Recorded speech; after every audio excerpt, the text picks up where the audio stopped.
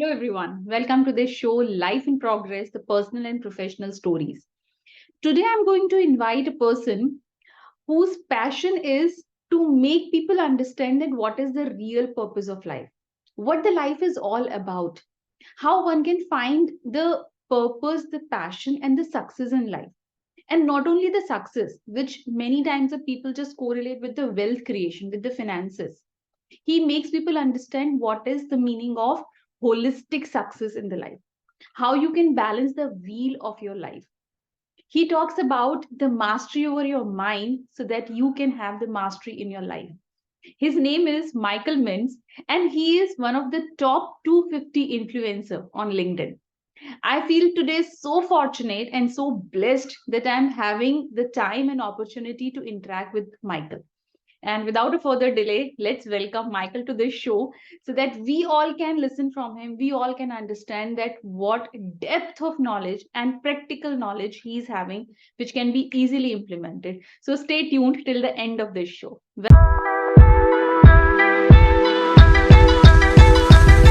Okay, so hello everyone and welcome Michael to this show. And first of all, a big thank you from my side for sparing time and connecting with me from a different part of this globe and from the different part of this planet. That's really exciting for me. Right. Halfway around the world, right? Yes, undoubtedly. I know that I have bunch of questions to ask you and so many things I want to learn in a limited time of span. That is true. But the Okay. first and foremost question, which I was telling to the other people, the audience as well, that you are having mastery. You Mhm. help people find the purpose of their life. And Yes. if I just ask you that what is the meaning of this purpose of the life word? What whenever it comes to the purpose of life, so what does it mean? For most people, a purpose is a difficult, somewhat intangent thing for them to grab hold of. Right. Hmm. And so what I do is I usually, instead of using purpose, I start with asking them, where do you want to go? What do you want to accomplish? Okay. And we usually, I get to ask them the question, where do you want to be 5 years from now? Okay. I will tell you that most people I ask that to, Mika, most people I ask that question to, they don't know. They've not sat down and say, oh, this is where I want to be 5 years from now or 10 years from now. Now, I take that back. Some people may have a little bit of an idea, but it's very fuzzy. It's not clear or precise. And I find that our purpose is a lot of times wrapped up in who do we want to become? Where do we want to go? What do we want to do? Because our purpose is in there, right? So helping someone sit down and put on paper a lot of times for the first time, where do I want to go? What do I want to accomplish? Who do I want to become? That we start to filter out and remove a lot of the stuff that is not who I am. It's not where I want to go. But yet, because we don't know exactly, we waste a lot of time doing things that aren't moving us towards our goal or our purpose. So that's the short version. And usually, how much time do people take to understand this question and to reply to this question? It can happen pretty quickly. I mean, I don't want people to rush through it. So it does take some time. I actually have an exercise that you move through. Okay. And I call it, you just kind of vomit on the page, right? You just unload everything I've ever wanted to do or be or become. So we put it all, and some people have 2, 3, 4, 5 pages of stuff, right? And then we start the process of weeding out. That's not really what you want, right? And I have a series of questions that I have them ask themselves. And by the time we're through, it usually takes for most people 2 or 3 days, this exercise. Oh. By the time you're finished, what you do is you wind up with a short half a page or so of where do I want to be? What does it look like? Who am I with? Where do we live? What do I drive? What's my work? What's my career? What am I passionate about is one of the questions, right? And so, it doesn't take a tremendous amount of time, but it does take some energy and effort to get it done, though. Okay, the full energy should be there. But one more thing. Yes. When the people are replying to such questions, when they are trying to find out the purpose of their life, the meaning of their life. So, whenever we are trying to answer such kind of question, there are two voices coming. One Right. voice is coming from my head and the second Mhm. voice is coming from my heart. How Yes. I will understand that which voice is correct and in which direction I need to go and what Right. answers I need to write on the paper, and how I will ensure that whether I'm listening to the right voice or not. Because Mhm. not a single point of time I cannot just fully ignore what my mind is saying and I cannot fully Right. ignore what my heart is saying. So how to resolve this conflict between mind and heart? Right. Well, I'm a prime example of that. I lead with my heart. I manage and I parent and I do, marriage. I do it by feel, by emotion. And obviously that gets you into trouble sometimes. I tell people, look, lead with your heart, but bring your brain along, with you. Um, I will tell you that what this exercise does is you start by filling the pages up with all the heart things, all the hard emotional things you want to accomplish, all the things. And what happens as you begin the process of filtering out over there's 4 or 5 different steps that filter out. What you wind up with is an amazing combination of truly what your purpose is, both here and here, right? Because in all of our purpose, and people, I think the word purpose gets thrown around in ways that makes it difficult for people to understand, right? Our purpose is, what do I want to do? What am I passionate about? Because you have no purpose without passion. Hmm. Okay. It's just empty. So you have to bring both, right? So this exercise is like, what are you passionate about? What is it you want to accomplish? Okay. What is it when you read about it, you all of a sudden you get excited? What is it when you go to a seminar and they're doing that, you get excited? What is it when you see someone else doing something, you go, oh, I want to do that too? So all those questions help us bring both sides of it together, right? And people say, well, don't you make sure they're concerned with whether or not it makes money? I go, absolutely not. No, because your passion and your purpose have little to do with making money. Now, the good news is, if you're fully engaged in your passion and your purpose, I find that the money comes along. So it's amazing how many people I find, for Hmm. instance, who hate their jobs. I hate my job, Mike. I just hate my job. I said, well, I'm going to tell you why you do. You hate your job, whatever it is currently. Not that it's your forever job or where you Before actually. you continue with this example, I would say that Yeah. I was also into that category. I was Oh, also yeah. the person who used to say I hate my job, Yes. but I'm I, doing I- it. I've been there. Yes, hey, we've all been there on our journey. We've all had jobs that we hated. And I said, look, let me tell you how to change the fact that you hate your job. You hate your job because you don't know what your purpose is. You don't know where you're going. Let me tell you what, this job right here, it's moving you towards where you're going because it's currently giving you and providing you with resources that are going to help you make decisions and do things that are going to move you forward to accomplishing your purpose. So stop treating this job like it's not purposeful. It is. And say, so it's actually serving a great purpose at the moment. Doesn't mean you're going to be here next year, the year after, but right now, put everything into that job. Be the best at what you do at that job. And I'm telling you, it will absolutely move you both heart and brain towards finding and becoming your purpose. So, But Michael, what happens, what I have also seen in my life and with the people with whom I usually was surrounded, whenever mhm, it comes to finding the purpose of the life or the meaning of the life, the mhm, first and foremost thing, though you have said that it is not the prime objective, but the first and foremost thing the people tell that it is about finding the security in the life. And when it sure. comes to security, the first point is everybody is giving, I'd say both majority of the people are giving, is the financial security.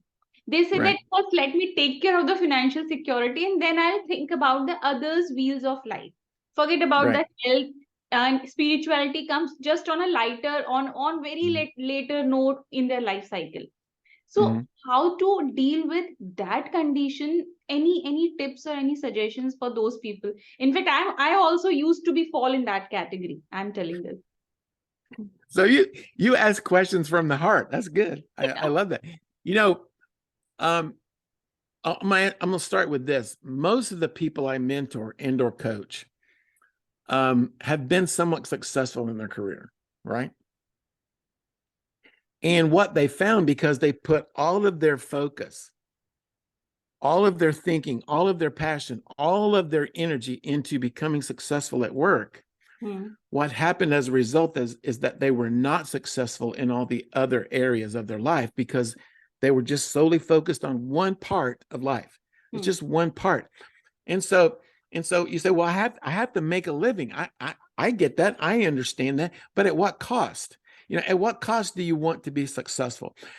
Because I'll tell you, I mentor many people who are miserable, absolutely miserable, because the rest of their life is going to hell in a handbasket. It's not working.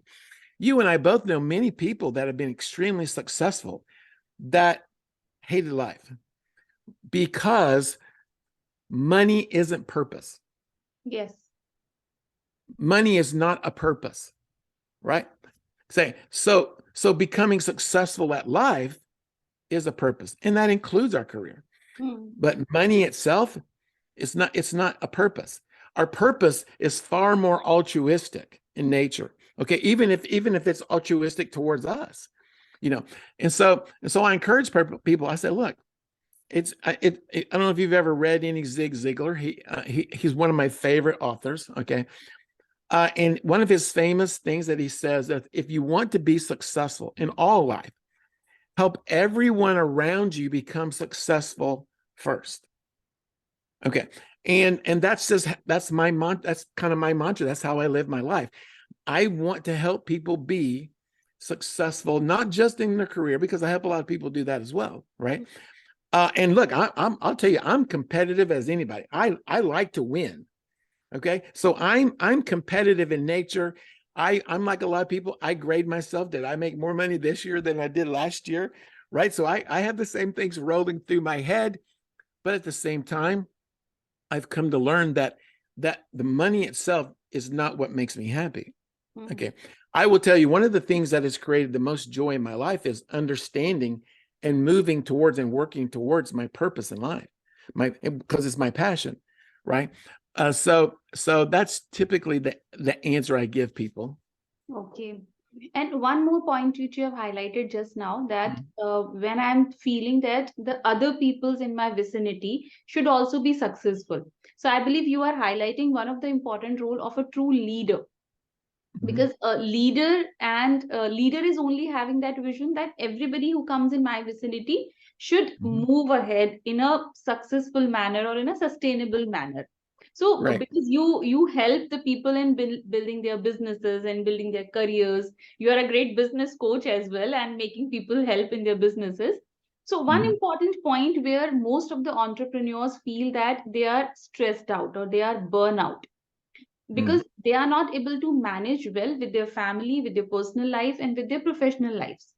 So, is there any way in the initial years of their startup or their business, they feel less burnout, and yet at the same time, they are able to maintain their ventures and businesses as well? I know that I am asking a lot, but I want to know this. Dr. Megha, I find that burnout is a direct result of not understanding who I am and where I'm going. It's a direct result of not understanding my passion and purpose. Anyone would be burnt out if they're going to work every day in a job they don't like or they don't enjoy and have no vision for their life. I find that more times than not, burnout has to do with a lack of vision, a lack of knowing where we're going, a lack of being passionate about. I will tell you that understanding my vision and my purpose makes decision making easy for me, because the question is this moving me towards my vision or my future or away from it? And it's either yes or no. It's what you're doing. Is this job I currently have moving me towards my future? Yes, it is. It's providing me resources that are moving. Then I should get passionate about that, because it's moving me every day a step closer to being successful in what I want to accomplish down the road. So I understand burnout more than you can possibly know. I've been there at 43 years old. But I will tell you, even for myself, burnout was a result of absolutely having no vision for my life. None. No vision for my life, my family, my marriage, how I was going to give away money. And going back to leadership, the legacy of leadership, the legacy of parenting, okay, I'm going to put them both together. The legacy of leadership and the legacy of parenting is not the money we make. Yes. The legacy of those two things are the people's lives that we change. Okay. Who is more successful in life? The person who made millions of dollars or the person who changed everyone's life that they came in contact with?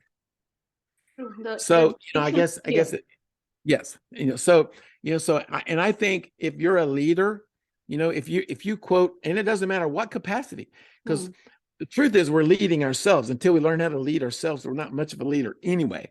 Yes. But if you're in a position where you're leading, it's solely about changing the people's lives around you that you're responsible for.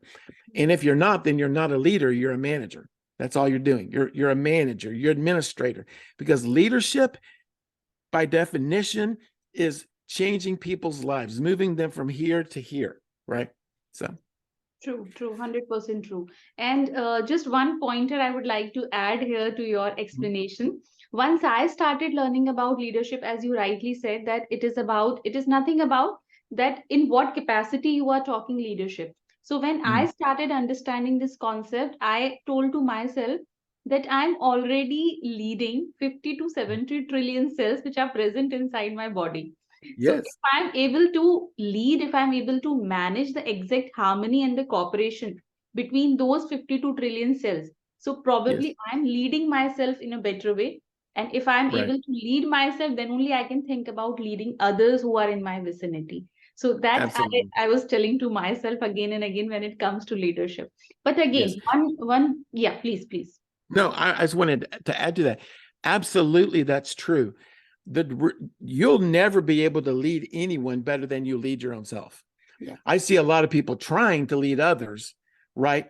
And are failing. And the reason they're failing because they're not leading themselves. Because so how can you export something you've not imported, right? Yes. And so I tell people, look, stop.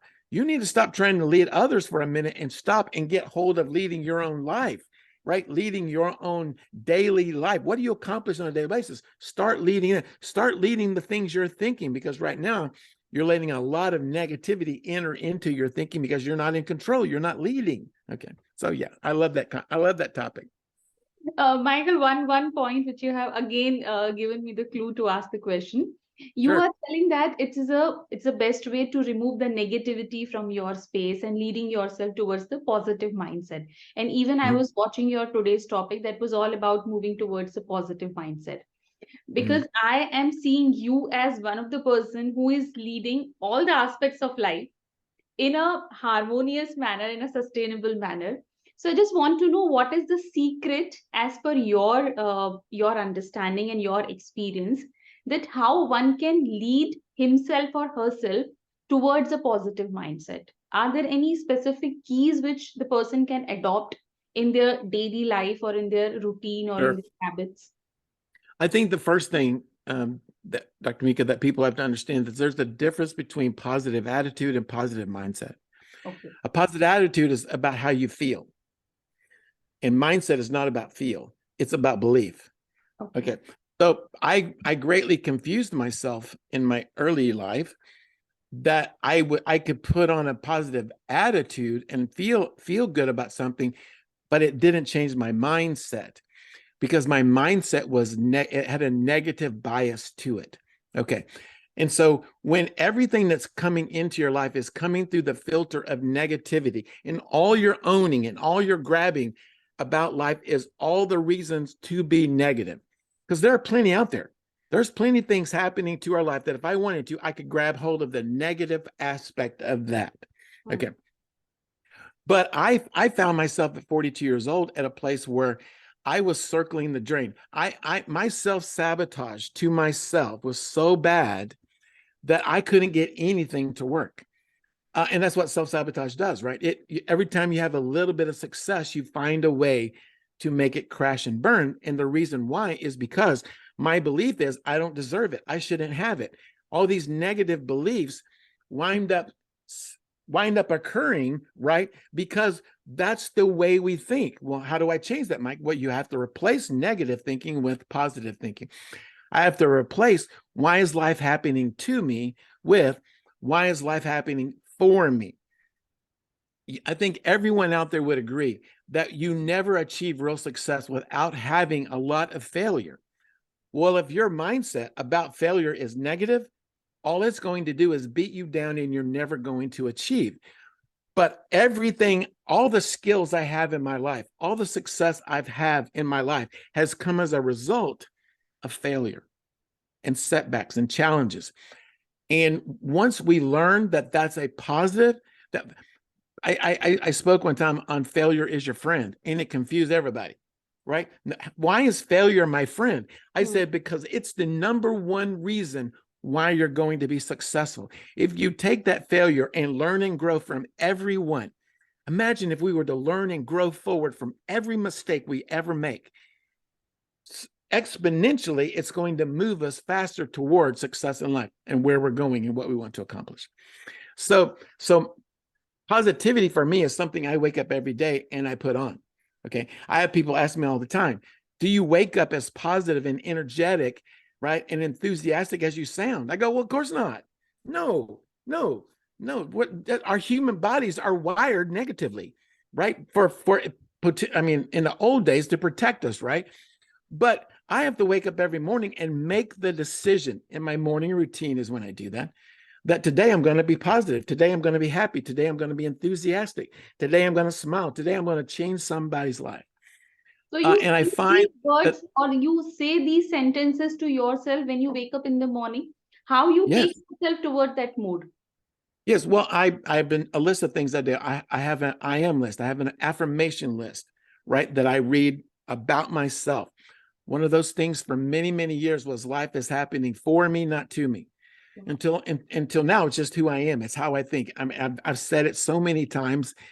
If you've ever read the book Think and Grow Rich by Napoleon Hill, spaced repetition with affirmation is how you change your thinking. Change your thinking and you change your life. I changed my belief about failure. I changed my belief about why is life doing this to me? Well, it's not, Mike. It's actually doing it for you if you'll just start looking for the positive. So, I after that, I read what I have a grateful list. I have a list of all the things I'm grateful for. And I get a lot of pushback, especially from executives. Affirmation list, a gratitude list, Mike, come on. I say, look, here's what I found. It's impossible to be negative and grateful at the same time. You can't do it. If you're truly grateful, you can't be negative. Okay. So those two things start getting my head and my mindset in a great place every morning. I add to that meditation. I add to that reading through my goals. I add to that writing out my plan for the day. And the last thing I do is I write 3 priorities. And those priorities have nothing to do with my plan for the day. Those 3 priorities are things I'm working on that are moving me towards my future, my goals, my success in life. Okay. So those priority are related to your career or to your passion or to your purpose? How? Yeah, they could be career related, they could be family related, they could be after I'm ready to retire and the next thing I want to do, because I hate the word retire, I'm just going to transition to something else, right? But yeah, it's just 3 things that are moving me towards my goals, right? And because I'm a goal fiend. I believe in goals. I get a lot of pushback on people who say, about goals. I will tell you that having goals, a lot of reason people push back on goals is because we only use them in one place, and that's on our career. That's not what they're meant for. They're meant to help you in every area of my life, right? What are my goals for my family, for my future, for my relationships, for my marriage, for my giving, right? For my charity, right? For all the different areas of our life, we should have some goals, okay? Because we're becoming a successfully well-rounded, I call it holistic success, right? Not just in one area, but in all areas. So yeah, I love my morning routine. Wow, wonderful. I believe that morning routine will give a lot of energy to everyone, a lot of inspiration Yes. to everyone that they Yes. start following. One more word we used when you are describing your morning routine, and that was meditation. So Mhm. I want to ask something about this meditation. Many people feel whenever we are telling to someone that you should meditate at least 5 minutes, I'm telling the bare minimum time, minimum five Mhm. minutes you should meditate. And most of the people, they are having, I don't know whether it is excuse or they are telling it actually, that I'm not able to meditate. I sit, but I'm not able to focus. I sit, but my mind just keeps on going here and there. So, how the people can understand that what is meditation, and if they are not able to do, so are they giving any excuses? Are they running from the reality? What is it? Why they are not able to do meditation? Though I am a big follower of meditation, and I feel that it clears the plaque from your brain when you meditate for some time. But Mhm. this question I'm asking for from the side of most of the viewers who give these statements many times. Right. There are a couple I think are the big reasons why people struggle to meditate. One I find is the time of day they choose to meditate. Okay. Oh, I will tell you that the greatest thing I ever did for one of the greatest things I ever did for my life was changing what time of the day I wake up every day. wow. Okay. And what is that So time? I moved it from 7 a.m. in the morning to 5 a.m. in the morning. Um, and and I go through my morning routine before I ever pick up my phone, a tablet, the computer screen. Okay. Don't allow yourself to get distracted, right? So I start my day with my morning routine, which includes some quiet time and meditation. Um, and because I understand people, it's hard for me to turn my brain off. You know, I struggle even today with, with ADD and and it's easy for me to get distracted, right? So so finding a very quiet place to do that, okay, is purpose for me and the right time of morning. Here's the second key. Meditate in the same place, physically in the same place, the same chair, the same whatever part of your home that you're doing it in or wherever you're doing it. Okay. Find a time to do that. Make it that time every morning. Sooner, I think, is better. Okay. I've read many people who say that the magic hours of every day are from 3 a.m. to 5 a.m. Those are magic hours for whatever reason for us psychologically, physiologically, and emotionally. But anyway, so when you find a place to meditate, and that's the only thing you do in that place, okay, you don't do anything else. You don't ever sit there otherwise. You don't ever hang out there otherwise. That's where you go, okay? And that place is solely for meditation. So now it's earlier in the morning and you go to a place where it's quiet, you're alone and there are no distractions. You don't have your phone with you, you don't have anything with you. And I just find it's much easier to slip into, right, meditating. And like I have meditation takes on all kinds of forms. I think you have to be careful when you try to define meditation. Okay. Mm. But for me, it's just quieting my heart and my brain to allow, whether it's you're talking about life or God or source or whoever it is, allowing yourself to be spoken to. Okay. I've learned that if you put questions out into the universe, if you stop and get in a quiet place and listen, you'll get some answers back. Wow. But the problem is the answers are soft. They're they're quiet. And for a person like me who's loud, and my wife says sometimes obnoxious and both and just big, everything I do is big, right? It's hard for me to get in a quiet, still place so that I can hear the words that would come to you only in meditation. Wow. So it means I can understand it this way that meditation is a pious process, is a very spiritual process wherein you are getting all the voices, all the answers from the universe, or I don't know from where it is coming, but in a Mhm. very subtle voice. And that is the reason the people probably say that when you are meditating, you should have a quiet place. And one very important thing you have said, that physically you should sit on a same place every day for the meditation. That's a very new Right. thing which I am getting today. Can you share Yeah. any what I should say, any mystical experience which you had during meditation? Oh, absolutely. Um, you know, it's amazing how powerful life can be when you actually stop and listen. Most of us are terrible listeners. Most of us. We spend all of our time talking and doing. We spend very little of our time listening. And I have found that life wants to speak back to us. Okay. That God wants to speak. Okay. But it's difficult for us to get in a place where we can actually hear it. Whether you want to call it magical or emotional, for me, it's not so much magical as it is emotional, you Okay. know, because I'll hear some words, right? Wow. And I will tell you that sometimes when I'm in meditation and I'm just, I'll hear the words of my grandmother, or I'll hear the words of my dad or my grandfather, and it's like they're in the room speaking to me, and it's very emotional. I get emotional here if I'm not careful.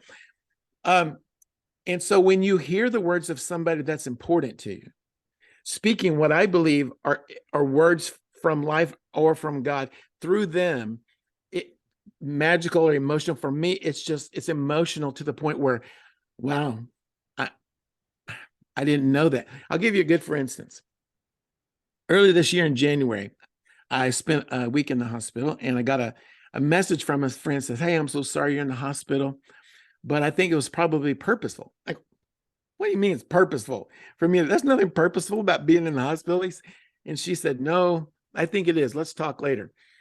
And we talked the following week. Again, this is only about 9 months ago. And she says, "Mike, I think you struggle greatly with rest and relaxation. I think you struggle with the value, right? I think you struggle with placing value on rest and relaxation." I go, "No, I don't." She says, "No, I think you do." She says, I think you need to kind of meditate on that and just kind of let hear the words that are going to come." No kidding. Here's what happened to me. I'm meditating on that, and I hear the words of my father and my grandfather, and hear those words. Only lazy people rest. I go, that's why I struggle with. I'm hardwired to believe and think that only lazy people rest. No, you have to work all the time, never stop, work, work, work. Now, the good thing is that gave me a great work ethic, right? Wow. Wonderful. But I've struggled my whole life to rest and relax and just be still for a minute. And so, you know, our belief is that when we meditate, we're going to get revelation of great things.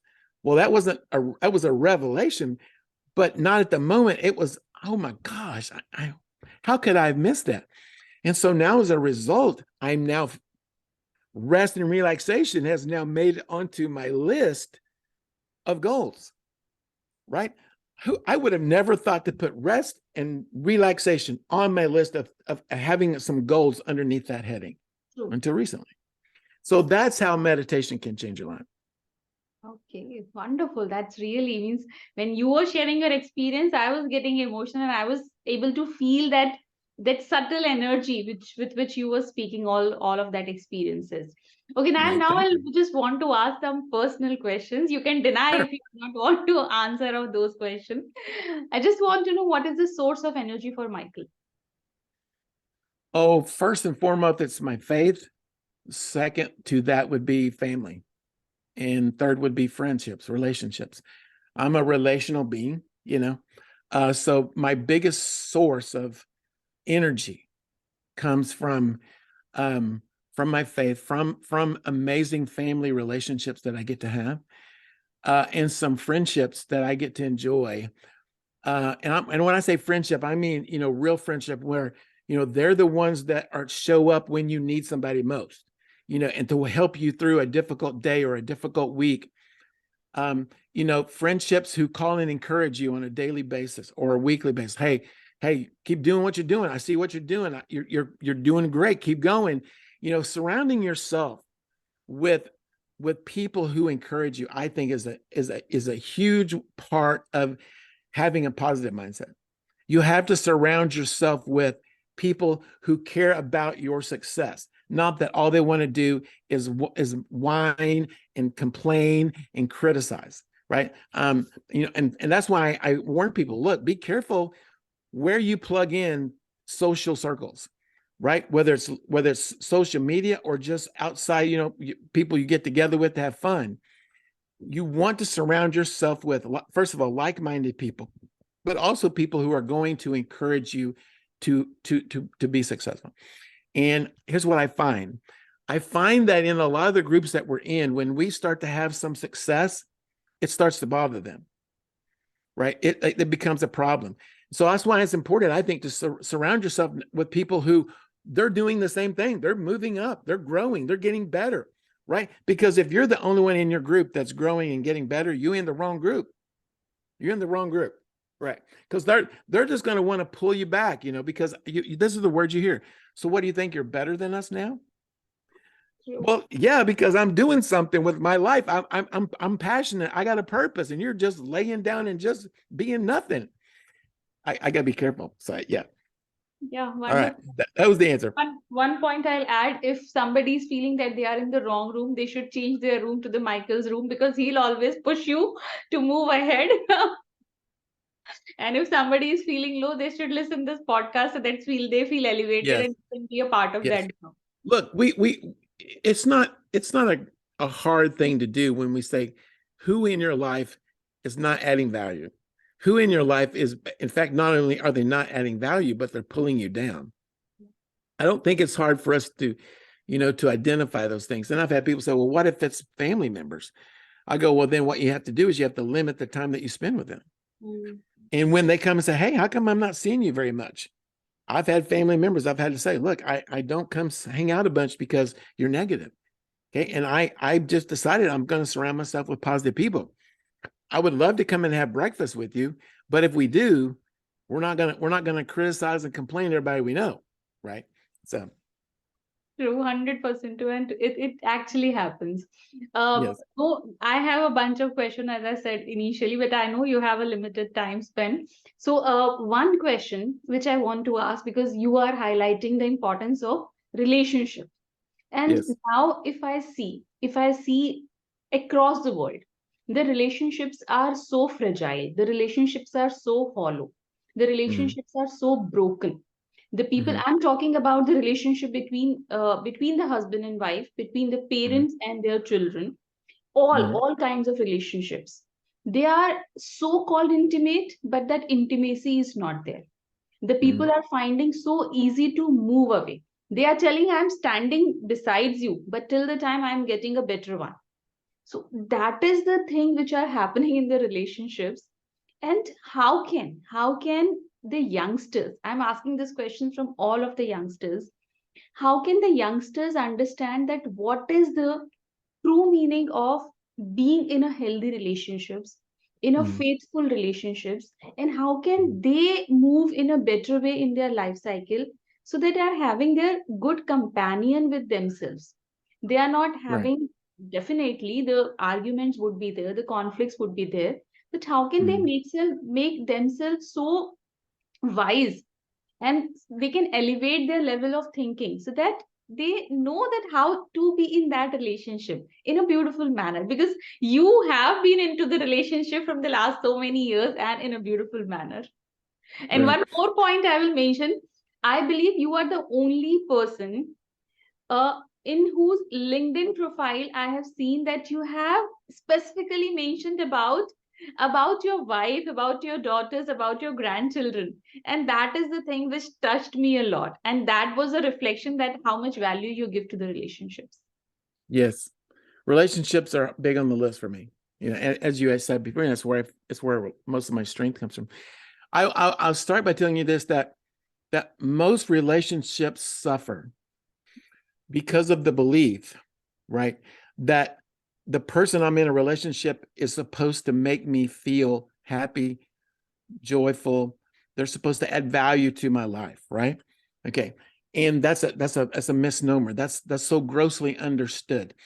You'll never be able to have an amazing relationship until you fix the relationship with yourself. Okay. And so until and I know this from personal experience, until I was able at 42 years old to have someone, a coach, teach me how to love Mike Mintz, how to love me. I was never going to be able to love my wife, love my children the way that they needed to be loved. It's impossible for us to, it's again, my grandmother used to say, you can't dip water out of an empty well, right? Okay. So what we're wanting is we're wanting people to make us feel loved. That's one of the biggest hinges of relationship. I want you to make me feel a certain way. That's why I married you. That's why we're together. You're supposed to make me feel this way. And it's not true. The purpose of a well, if our life is a well, is for us to fill it up ourselves and to continue to fill it up so that it's so full, it's spilling out over onto everyone around us. They don't have to do a thing, nothing. Okay. And so I came up with this concept of loving people for free. Right. If you want to have an amazing life, you want to really enjoy love and relationships in life. Learn to love for free. And here's what that means. It's basically the same thing as unconditional love, right? Unconditional love means there are no conditions attached to my love for you, right? You don't have to do anything. I'm going to love you regardless of you do anything. I'm still going to love you. And I've had people say, well, that's not possible. That's not how we're wired. We can't do that. And I go, absolutely we can. Let me prove it to you. I said, when your first baby was born and you're in the room in there and they hand you your baby and you're holding your baby, what did that baby have to do in order for you to love it desperately? Wow. And the answer is always the same. Nothing. Right. Because love doesn't require them doing something for me to love them unconditionally. It's just it's a choice I have to make. Right. And the same is true the other direction. Right. Children loving their parents unconditionally. Is that hard? Well, of course it's hard. It's hard to love unconditionally. Who we are, how we're wired is to have conditions, right? I'll love you if you do this.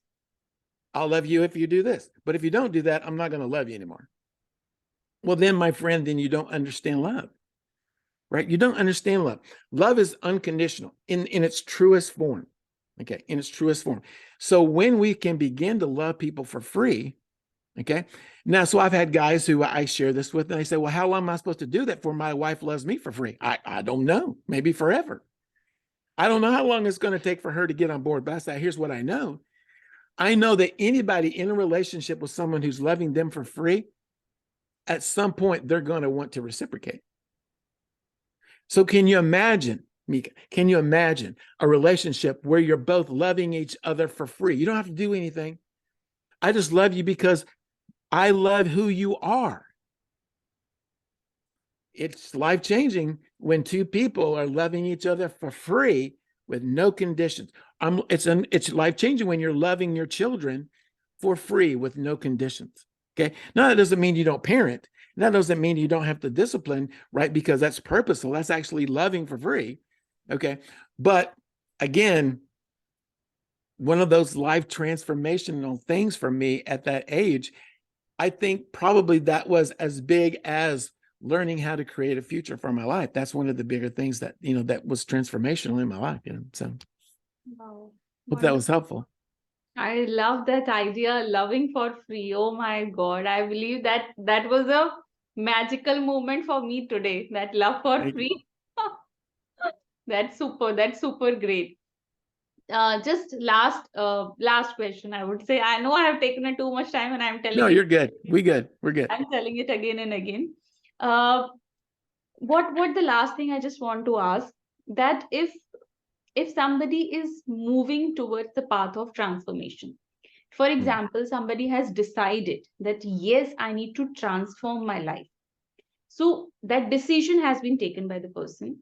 What is the first step that person has to move? What is the first step that person has to take when somebody has understood that yes, definitely understanding is the first step which the person has already taken. Now, from where to start? Because I'm blank, I do not know.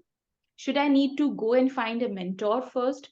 Should I need to just sit daily for the meditation? Should I start writing my gratitude journal? What is the first thing which I should do which will take me towards that path? I do. I'm a huge believer in having a mentor or a coach. Excuse me. But I don't think that has to be your first step. I think it needs to be on the list of things you start doing. But the first thing I would tell anyone to do is to start changing your mindset, which means you start How one changing can do that? How I should start changing my mindset? what you're saying to yourself. Wow. Yeah, just start.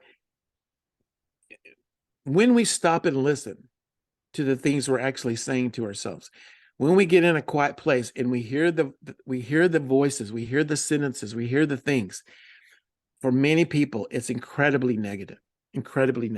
We are so nasty to ourselves. We say such terrible things to ourselves that we would never say to anyone else, right? The first magic, you keep using the word magical. I like the word magical too. But the first magical thing you do is start replacing the things you're saying to yourself that are basically damning your life to negativity. Start changing some of those sentences. Look, the truth is we can't stop thinking negatively. Negative thoughts are going to come in. So trying to keep myself from thinking bad thoughts, that's not going to happen. Okay. What you do is you have a list of things you replace it with. Okay. And when I because I still get them today, right? Oh, Mike, you're a failure. Because those were some of the words that I was saying to myself. Mike, you're a failure. I go, no, I'm not. No, and I'll read up all the reasons why I'm not a failure. Okay. All the successes that I had, all the wins that I've had. And so what I do, metaphorically speaking, but really almost physical, is I take and push all of the negative thinking all the way down to my toes because I can't get rid of it. It's there. We're hardwired to be negative. That's in our DNA. Yes. But what I can do is replace it with better thinking, better thoughts, right? You've heard of the term limiting beliefs. Yes. Limiting beliefs reside in our negativity. That's where they reside. That's where they live. Okay. They flourish. Our limiting beliefs flourish in negativity. And this is why negativity is so damning. I don't think most people understand when I tell them this, that one of the reasons negativity and negative self-talk are so damning is because it's our voice speaking to us. And it's the voice it's the voice that we recognize the most and is the most emotional to us, right? I could say something mean and hateful to you, and it would be hurtful, but would not be near as hurtful if you were to say that same thing to yourself. Okay, and here's why: because it doesn't affect us so much consciously as it greatly affects us subconsciously. Self-sabotage happens subconsciously. Things are going great in my life, and subconsciously, all this negative thinking that we built up because we haven't replaced it with anything else starts to work on, no, you're not. No, remember, you're a failure. No, remember, you're not smart. You're not intelligent. You didn't graduate. You didn't do this. You didn't do, what makes you think you're ever going to be successful? And so all those things come into play as we find a look success because our brain only knows to do what we tell it. It doesn't know good from bad, happy from sad. If we tell it negative stuff, I'm worthless, guess what? It works 24/7 trying to prove what we believe. But the good news is it will do the same thing with positivity.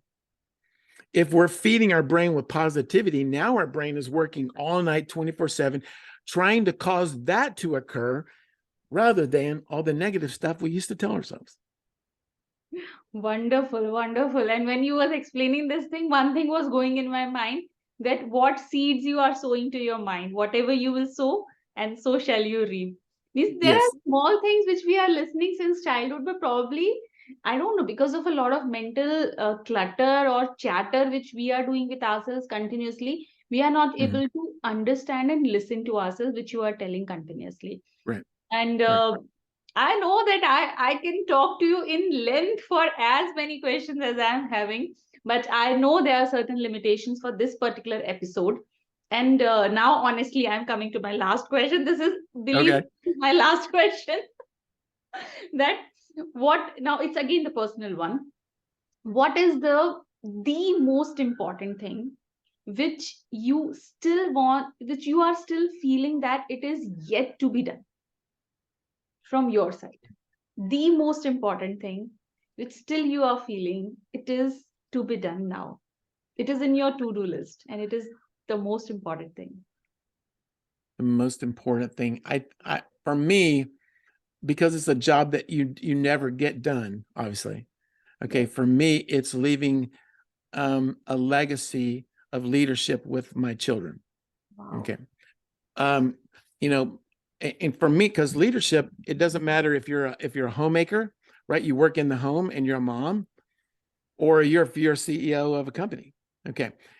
The legacy of leadership is, are you changing the people's lives that are around you? I want my children, I'm still, because I don't think you ever arrive there. But my goal from now until the day that I'm no longer on this earth is to make sure that I put my children in a place where they're able as well to change the lives of everyone they come in contact with. If I was to tell you that, secondly, one of the other things that I desperately want to do, which has nothing to do with my career, is there's a school in Nepal that we support. And this school offers education for children who otherwise would not have an education. And then also now they've been rescuing trafficked children, housing them, and providing them with an education as well. I think nothing is more life-changing in this world than giving a child an education. As you know, in third world countries some of the countries that surround India, there are places where education is not available. Yes. And if you grow up in America, that's a kind of a strange concept, because education is available to everybody. But that's not true everywhere. Education is not available in every part of the world, which is what makes it so important to a lot of people outside of America, because it's a privilege, not something that you just get. So helping that school go to the next level is something I desperately want to accomplish before I'm done. I'm the chairman of it's called the Mount Everest Region Educational Cooperative. Short is MERIC, and the goal is for us to continue to find and provide funds, right, through contributions, to provide funds for children to have an education who otherwise wouldn't do that. Because an education for those children is life-changing. Okay. It now puts them in a place where they can go and earn an income that their parents, most of them single parents, most of them moms, would never have been able to have. And it's just to see the change that education has on a kid's life is just amazing to watch. I've taken my daughter with me numerous times, and it was life-changing for her. So that would be the other thing. So what I was telling that whatever pointers you have mentioned, that yes, these are the tasks which you have taken up and you want to fulfill. One pointer I just want to tell you, that wherever you feel that I can contribute even a 0.0001% to your cause of this education to those young children, though I know that for me the boundaries of the country is a constraint, but yes, if in any ways you feel that I can contribute to that cause, I'll feel so fortunate and so blessed to contribute to that. Oh, that's amazing. I appreciate that. And yes, absolutely, I will take you up on that. We're planning a trip for early next year to go back and meet with the school, meet with the owner, the founder and his wife, who are amazing people. And then we're actually going to look at some places potentially to either buy or to use to house a lot of these kids that he's rescuing, so he can provide a place for them to live and food, as well as an education. So, and I'm really excited about that, about not only just providing an education, but rescuing children in an area of the world where it's per capita the highest sex traffic area in the world. So it warms my heart to be able to do that, and because my daughter got so excited about it as well, it's kind of become a part of our family, so yeah. So I definitely will reach out to you and let you know, hey, would you be interested in doing this, or would you be interested in going? So I'll keep you up to date. That would be my pleasure. That's certainly be my pleasure. And Okay. I do not want to just call it end for this particular episode, but I have to. I know there are limitations, and I know I have taken a lot of your time by just saying this is the Fine. last question, this is the last question. But yes, thank you so much, Michael, from the bottom of my heart, and You're my very deepest welcome. gratitude to you, so that you Yeah. shared such a valuable information with all of us today. Well, let And me thank you too, because your passion for what you do comes through loud and clear. And I love meeting passionate people. And it doesn't matter to me what they're passionate about, just that they're passionate about something. And I can tell that you're passionate about what you're doing. I can actually tell that you've gone through a bit of a transformation yourself, right? And so, yeah, I want to continue to be a part of your journey as well. So oh, stay in touch. thank you. Thank you so much. Thank you so much. You're very welcome. You have a great day, my friend. Thank you.